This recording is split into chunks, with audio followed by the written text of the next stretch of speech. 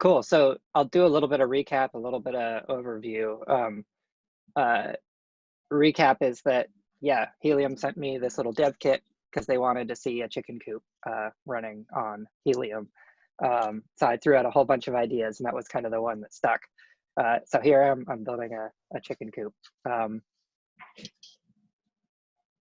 oh, well, that's me. I've got Zoom right over the top of everything, and I can't seem to make it go away. There it goes. All right, so I'm Joey. I'm a product designer. I'm not an engineer. I feel like that's worth saying just because like this is about like me trying to figure out how to build a thing and not about like I'm previously a full stack dev. Like I'm hacking my way through it. I've done some stuff like this in the past, but largely it's just like I set my mind to something, figure out how to do it. I also wanted to mention that like I know how to build things well. You're not going to see that in this presentation because I'm trying to prototype things, but there's a cabin that I built with some friends, and it's the issue of Dwell that we got highlighted in, which was pretty Oh, sweet. yeah, congrats. That's very cool, man. Yeah. Um, so I ordered dev boards like 2 months ago, and they finally showed up a couple weeks ago. So China situation made things a little hard to get my hands on. But once I got them in hand, I started doing all the research, learning about the different LoRaWAN libraries, ended up settling on the Elmic library, which is very cool, and just sort of did a lot of reading. Eventually hit compile and sent it to my board, and everything worked because I did my research going into it. So that was pretty exciting to get that to work the first time. And I threw this in the Helium chat on the Slack channel. So that was pretty exciting just to get that board going. The only work that really had to happen short of like finding the right example code and things like that was just making sure that it had the right pins assigned for this particular TTGo board, this little tiny guy. But yeah, after I had this working, I got to start thinking about actually building a chicken coop. So a while ago, I had taken apart a copy machine, and there are a million cool parts in a copy machine. I'd say if you ever get your hands on one, like totally take it home and spend the weekend like tearing it apart. I've got like 24 stepper motors, all sorts of gears, rods, clutches. Like if you want to build a thing, it's a good place to start. So I pulled these mechanisms out of a box. This one on the left ended up being the one that I decided to go with for the chicken coop. And so I, from there, hacked together a really ugly scaffold. This is why I preface this by saying I do know how to build things well. This is built out of 2 pieces of an IKEA shelf that I had to cut off and some other scrap wood. But I really just wanted to create a test bench for thinking about a chicken coop, or namely a chicken coop door. So you can see I've brought in that rod on the top, which is handling the gear. There's a little spool of wire on there.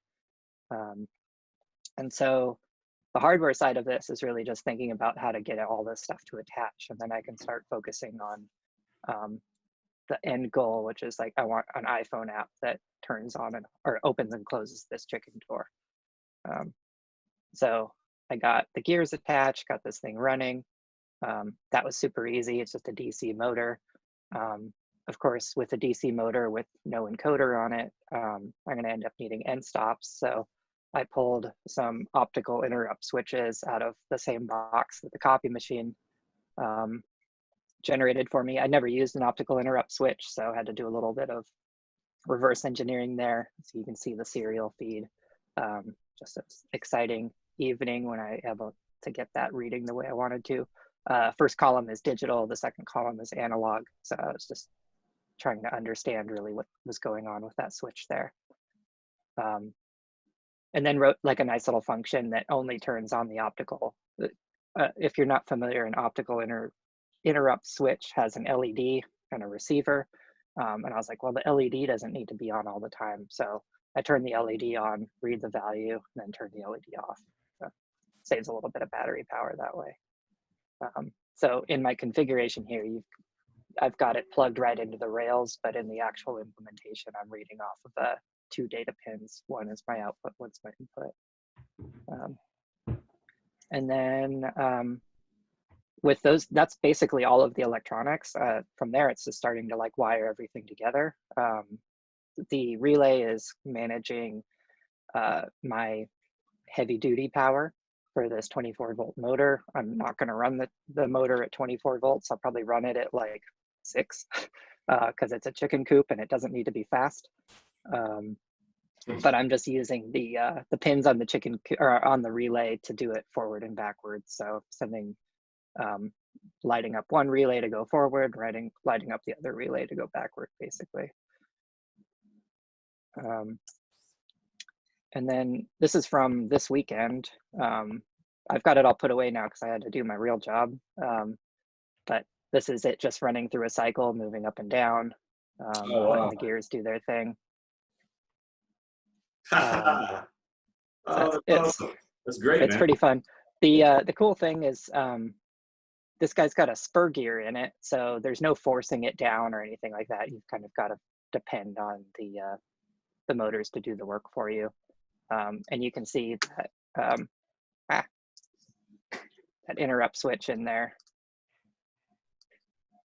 kind of at the top, so that it'll run into it at the top, and then there's another one down here. So there's your interrupt switches. So I can kind of read the state of whether the door is open or closed based on those two. And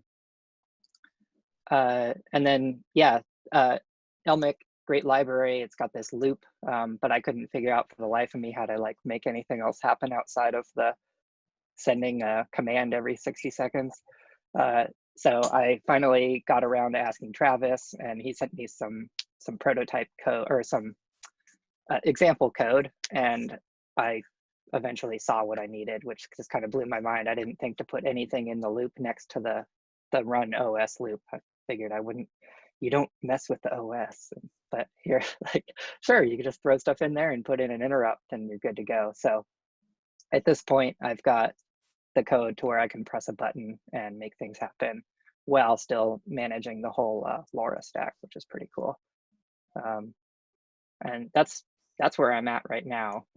My next steps, get the firmware together, get this stuff going into AWS, which I'll probably have a little bit of questions for because I tried that and it broke things for me. And then build a super simple iPhone app, which, you know, no crazy thing there. It could be a web app or whatever. And then harden the hardware a little bit so that it doesn't die over a winter. And then, yeah, this is an opportunity for me to extend the Helium network in a county that has no Helium network in it right now. So that gets things out in some kind of rural areas, and they live up on a hill, so it'll be a pretty good coverage, I think. That's it. That's my whole presentation. Man, that's fantastic, man. No, that's great. That's very cool. I was going to ask you some questions. I saw that you said next steps. I guess your roadmap answered some of my questions.